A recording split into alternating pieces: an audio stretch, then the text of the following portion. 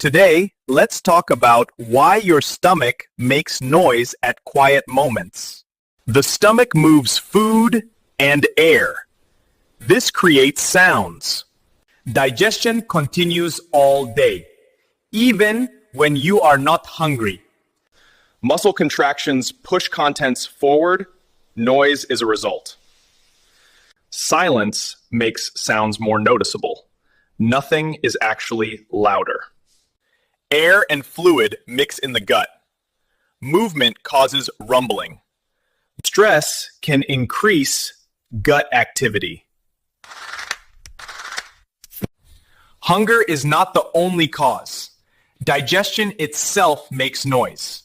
This is a normal body function, not a sign of illness. Pain with loud noises is different. Professional advice may help.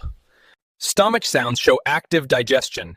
If you found this helpful, please share to help others.